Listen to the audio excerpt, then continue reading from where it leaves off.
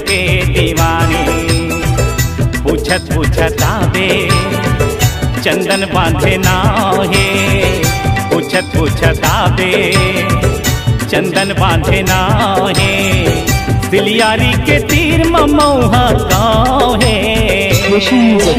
हाय रे मोरे रायपुर के दीवाने, ओ हाय रे मोरे रायपुर के दीवाने।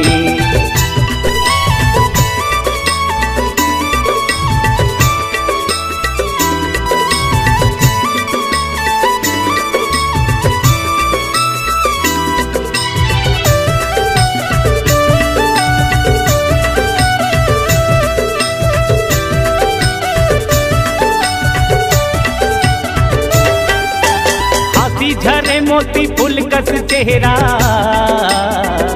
कोयलिया तन बोली तोर जाना। पीड़ित जगाए मन मारानी, मोला दीवाना वो बना।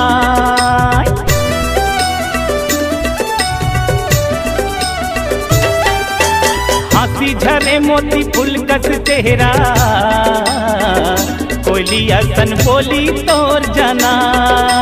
पीड़ित जगाए मन मारानी, मोला दीवाना ओ बना। माया मत छांदे मोला फांसे, मोही डारे ना। हाय रे मोरे रायपुर के दीवाने, ओ हाय रे मोरे रायपुर के दीवाने।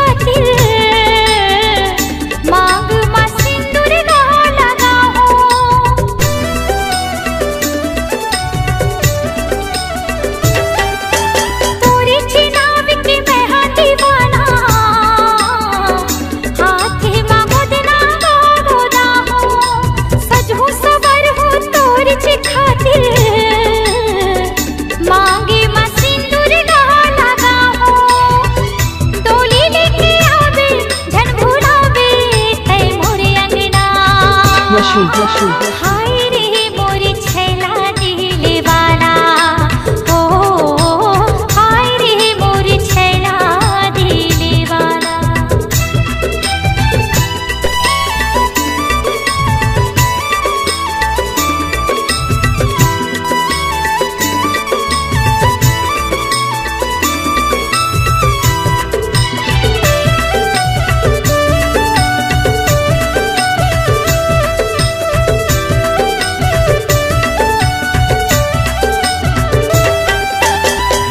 हिलो रे माया तोरे,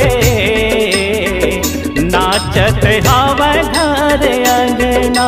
नो है माया चर दुनिया वो रानी, जन्मो जन्म के ये बंधना।